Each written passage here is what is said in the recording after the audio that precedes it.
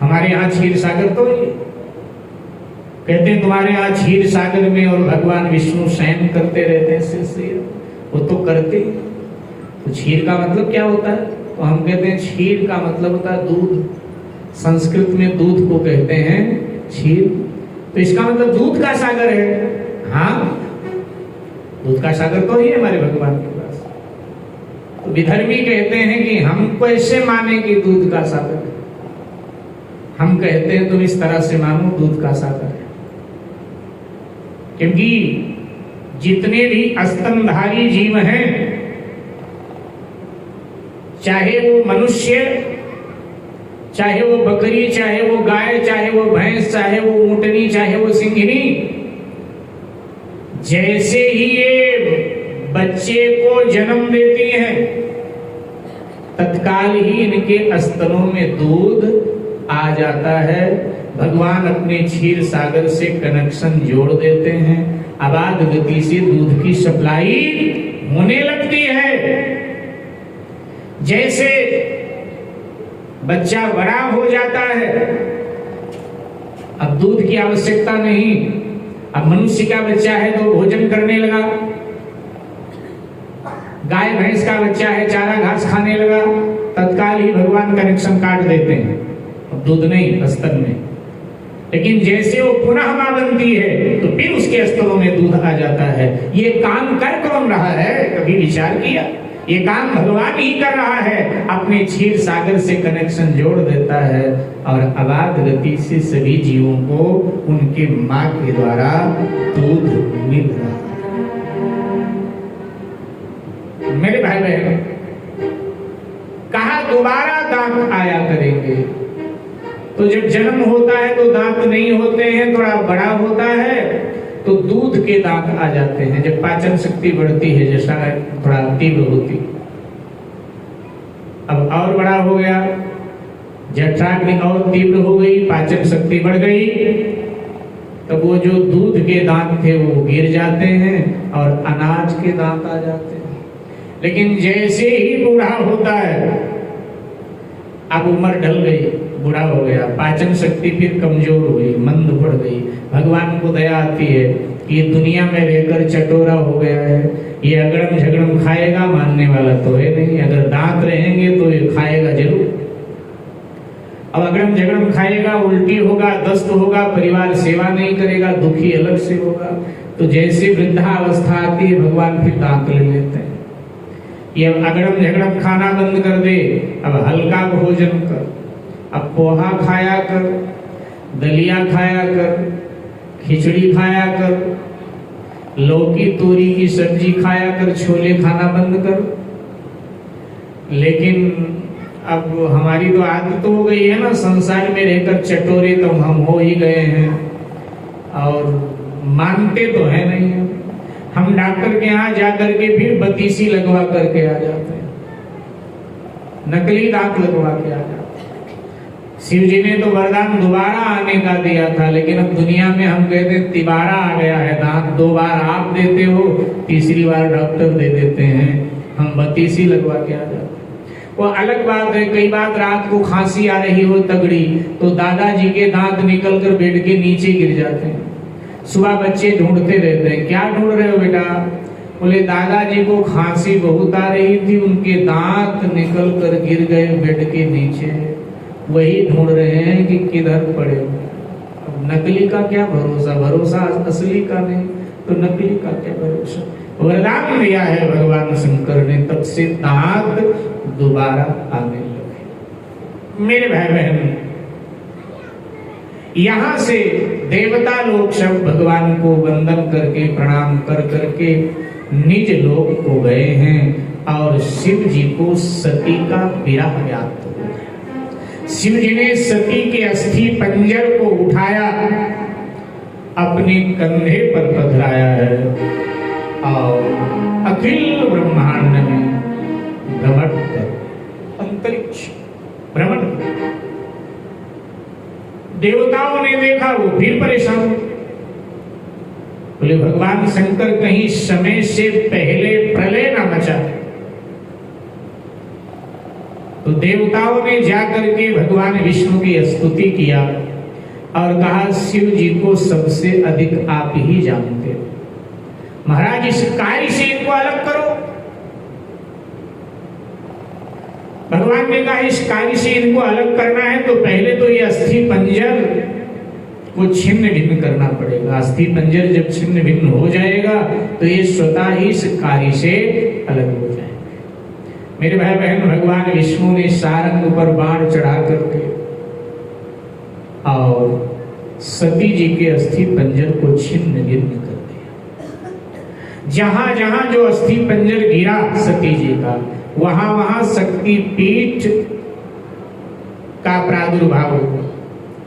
वहां वहां तंत्र चूड़ामणि के आधार पर, गोरख पुराण के आधार पर, गोरख गणेश संवाद के आधार पर सती जी का अस्थि पंजर 108 जगह पर गिरा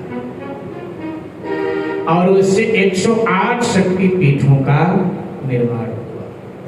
कालांतर में जब भगवान शंकर ने गोरक्ष अवतार लिया, गोरखनाथ के रूप में वो वैदिक सनातन धर्म की रक्षा के लिए अवतरित हुए, तब उन्होंने सभी शक्ति पीठों को व्यवस्थित किया। लेकिन अब आपके पास बचे हैं 51 शक्तिपीठ। कितने? 51 शक्तिपीठ आपके पास बचे। बाकी कहां चले गए? हाँ जी जी, क्या कह रहे हैं बहन जी? हाँ, ठीक कहा आपने, बहुत अच्छा। आप सबने पढ़ा होगा अपने समय में इतिहास में, बृहत्तर भारत कितना बड़ा था। भारत परसों तक अफगानिस्तान भारत था। हमारी गंधारी कंधार की ही तो थी।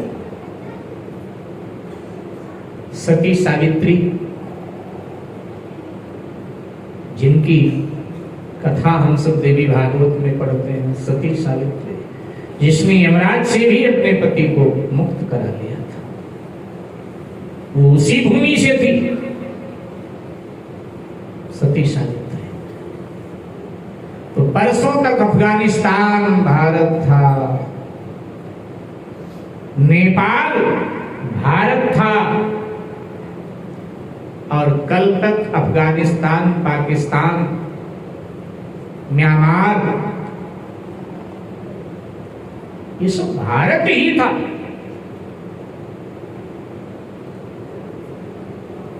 तो 51 बचे हैं, बाकी तो कुछ नेपाल में, कुछ पाकिस्तान में, कुछ अफगानिस्तान में, कुछ बांग्लादेश में, कुछ म्यांमार में छूट गए। 51 बचा है। 51 भी हम संभाल लें, ये गरीमत है, गरीमत।